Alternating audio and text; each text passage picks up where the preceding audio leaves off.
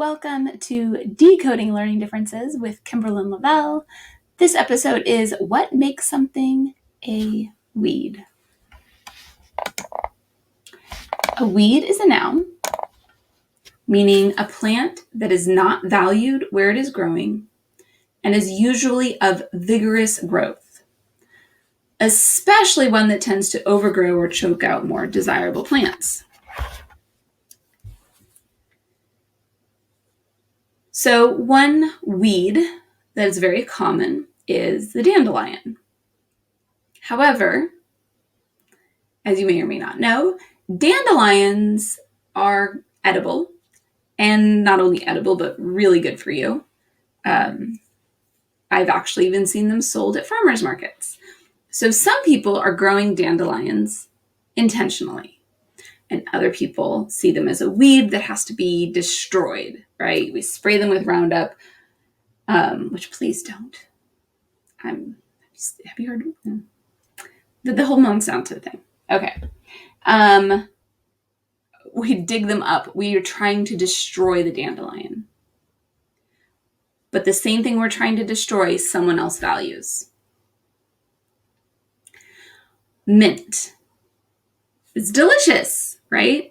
But it can overwhelm a plant area and become considered a weed. And of course, the list goes on. Most weeds, if not all, are probably desirous to someone. They're not just blanket bad plants, right? There are no bad plants. What does that even mean? So, why am I talking about all of this? What does this have to do with anything that I normally talk about? My question to you is, what do we treat like weeds in our child's education?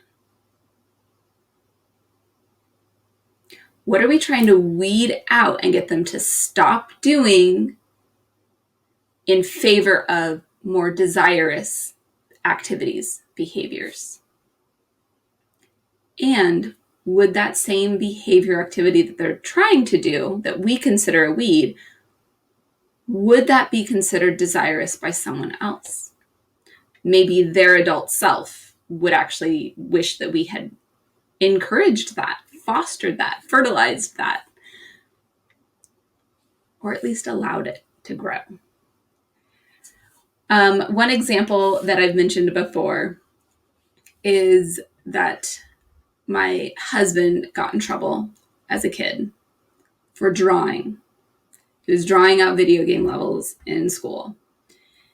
And, the teacher was like, no, you can't do that. You're supposed to be listening to my amazing lesson on math or whatever it was. You can't be drawing. And I think she even said, you're an excellent artist, but, right? But dandelions have a place, mint has a place, but you can't grow here. You can't do that here. And she even took away his notebook until 2 years later when his sister had the same teacher and then the notebook was returned. So his drawing was being treated like a weed. But of course now, if you know the story, he's now a video game designer. Like, he does that as a living and he enjoys it. And I wouldn't consider it a weed, right? He has a skill that he has developed and he's really good at what he does. But it was treated like a weed.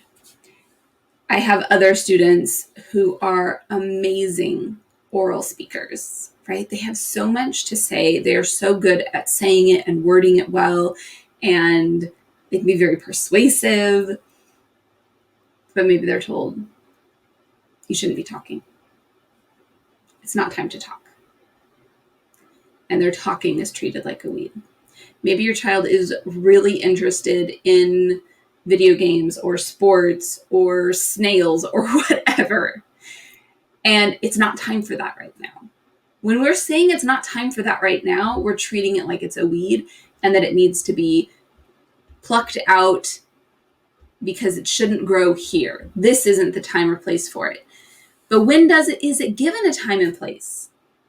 We treat it like it's if everything else that's important is done, then you can have a time and a place for that. And maybe you do genuinely have a good system in place. And if you do, kudos to you. Too many of us don't. We see a behavior that we don't like and we want it to stop. And we don't see it through the lens of maybe this is actually valuable. Maybe this is actually a strength of my child or my student. Maybe there is something there that I need to foster and allow to grow. And maybe now really is not appropriate. Maybe right now we shouldn't, allow that particular thing to happen. But I have to make sure that if I'm not allowing it now, that I give it a place somewhere else. I've seen some teachers do this with kids who love to tell stories. They'll tell them, right now, I need to give a lesson to everyone. But 5 minutes before recess, I'm going to have you come and tell me that story. So those teachers are stopping, we can't have story time all the time. But I have a spot in my day that I've carved out for you to tell me that story, to practice that skill. Because I do value it. I do value you. I do think that you are important and that your skills are important and what you're interested in is important. And that can make such a world of difference. Now, the teachers that say, oh, tell me about it later. And the kid tries and not right now. Tell me later. If they're never given that chance to actually tell the story, then they're given the message that their skills, their interests, they themselves are a weed, are not valuable. So we have to be very careful because most of the time the things that we're trying to weed out would not be considered weeds by someone. They are desirous.